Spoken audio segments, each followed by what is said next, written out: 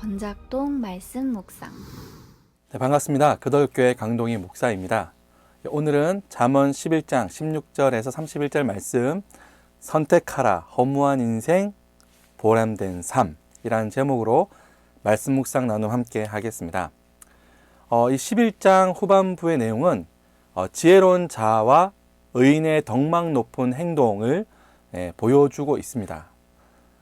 그리고 재물에 관해서는 일정 수준의 경제적 독립이나 부의 획득, 그리고 노동 윤리를 강조하면서 사회적 책임성과 관계된 삶의 가치를 우리들에게 제시해주고 있습니다. 단락을 구분해서 좀 더 자세히 살펴보겠습니다. 세 단락으로 나눠볼 수 있는데요. 16절과 22절은 자비로운 선행과 악행, 23절에서 27절은 풍요로워지는 의인의 번성, 나누면서 풍요로워지는 의인의 번성에 관한, 그리고 28절에서 31절은 의인의 열매와 악인의 넘어짐에 관한 이야기로 단락저 구분해 볼 수 있을 것 같습니다. 자, 16절과 22절 첫 번째 단락 먼저 함께 살펴볼 텐데요. 16절과 22절을 같이 한번 읽겠습니다. 유덕한 여자는 존영을 얻고 근면한 남자는 재물을 얻느니라. 인자한 자는 자기의 영혼을 이롭게 하고 잔인한 자는 자기의 몸을 해롭게 하느니라. 악인의 삭은 허무하되 공의를 뿌린 자의 상은 확실하니라. 공의를 굳게 지키는 자는 생명에 이르고 악을 따르는 자는 사망에 이르느니라. 마음이 굽은 자는 여호와께 미움을 받아도 행위가 온전한 자는 그의 기뻐하심을 받느니라. 악인은 피차 손을 잡을지라도 벌을 면하지 못할 것이나 의인의 자손은 구원을 얻으리라. 아름다운 여인이 삼가지 아니하는 것은 마치 돼지 코의 금골이 같으니라. 이 첫 번째 단락의 내용을 좀 더 쉽게 좀 설명을 하겠습니다. 여기서 나오는 유독한 여자는 친절한 매력적인 자비로운 여자를 뜻하며, 이러한 여자는 하나님의 영광을 추구하는 자입니다. 다르게 생각하면 하나님을 경외하고 하나님의 영광을 추구하는 자는 이웃에게 친절할 수밖에 없으며 또한 매력적으로 보일 수밖에 없겠죠. 배려하고 선을 행하고 친절을 베푸기 때문에 그러한 자비로운 모습이 또한 하나님의 영광으로 드러나는 것입니다. 자, 근면한 남자, 듣기에는 굉장히 좋은 말 같으나 이제 본문의 그 원어의 의미를 살펴보면 근면하긴 하나 재물에 근면한 걸 말을 합니다.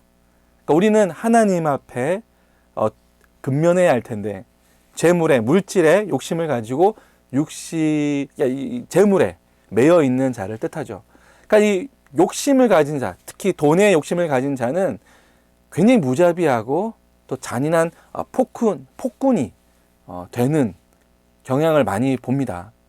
이게 예를 들어서 조폭 영화를 본다거나 그런 드라마를 보면 이 물질을 향한 그 갈망이 어떤 사람을 수단화하고 폭행도 서슴지 않는 모습을 우리가 쉽게 찾아볼 수 있습니다. 그러므로 물질에 근면한 자는 하나님의 영광을 드러내지 못할 뿐 아니라 오히려 세상에 악한 영향력을 끼치게 되는 것입니다. 또 본단락에 보면 아름다운 여인이 등장을 하죠.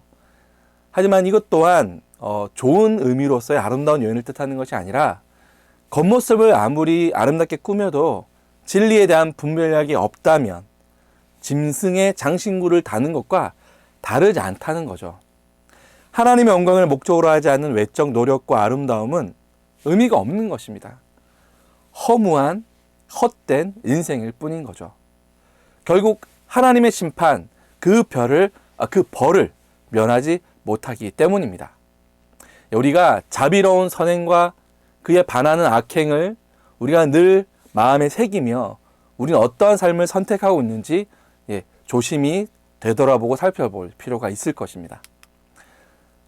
두 번째 단락 23절에서 27절이죠. 나누며 풍요로워지는 의인의 번성. 한번 본문을 같이 한번 읽어보겠습니다. 의인의 소원은 오직 선하나 악인의 소망은 진노를 이루느니라. 흩어 구제하여도 더욱 부하게 되는 일이 있나니 과도히 아껴도 가난하게 될 뿐이니라. 구제를 좋아하는 자는 풍족하여질 것이요 남을 윤택하게 하는 자는 자기도 윤택하여 지리라. 곡식을 내놓지 아니하는 자는 백성에게 저주를 받을 것이나 파는 자는 그의 머리에 복이 임하니라. 선을 간절히 구하는 자는 은총을 얻으려니와 악을 더듬어 찾는 자에게는 악이 임하니라. 아멘. 자, 의인의 소원은 하나님의 뜻을 이루어 영광을 드러내는 데 있습니다. 반면 악인의 소망은 결국 하나님의 진노하심으로 끝을 맺게 되는 것입니다. 하나님을 경외함으로 가진 재물을 자기만의 것으로 여기지 아니하고 그 재물을 나누어 구제할 때 더욱 이웃과의 관계 그리고 하나님과의 관계에 있어서 부자가 될 것입니다.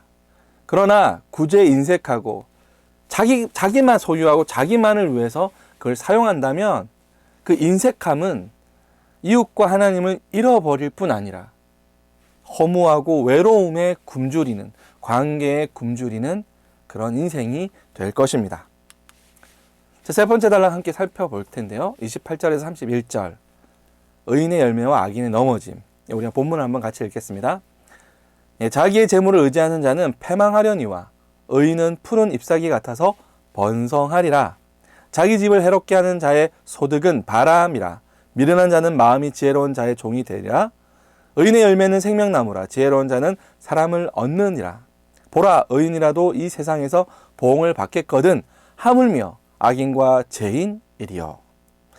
재물을 지나치게 의지하는 사람은 결국 자기 욕심에 걸려 넘어지게 됩니다. 또 자기만 하는 욕심쟁이는 결국 자기 집과 이웃에게 해를 가져오게 됩니다. 반면 주님을 위해 사는 인생은 생명을 잉태하며 자신의 집과 이웃에게 풍성한 열매를 맺게 하는 그런 복된 인생을 살게 될 것입니다. 자, 오늘 본문으로 교훈과 적용을 같이 한번 찾아보겠습니다. 첫째는 하나님을 경외하는 자는 재물에 대한 욕심까지도 결국 어려운 이웃과 나누기 위한 아름다운 덕이 되는 것입니다. 그러므로 예수님을 믿고 따르는 모든 제자들은 재물과 거치장에 시간과 재물을 낭비해서는 안 됩니다. 그러므로 예수님을 믿고 따르는 제자들은 재물의 욕심을 가지고 또 그 재물을 가지고 자기의 거치장에만 관심을 가지는데 시간과 또는 돈을 낭비해서는 안 될 것입니다. 오히려 말씀과 기도로 내면을 더욱 아름답게 하나님과의 관계를 더욱 풍성하게 만들어 가야 할 것입니다. 어떤 것과 비교할 수 없는 소중한 생명과 시간을 허무하고 의미 없는 일로 낭비하고 계십니까?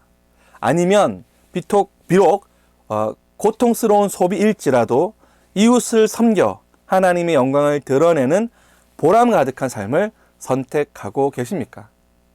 오늘 우리의 삶 가운데 하나님과 이웃 그리고 물질과 또 우리에게 주어진 시간들 가운데서 우리의 삶 가운데서 우리는 과연 어떤 선택을 하고 있는지 고민하며 바른 믿음의 선택으로 하나님께 영광 올리는 귀한 하루가 되기를 간절히 축복합니다.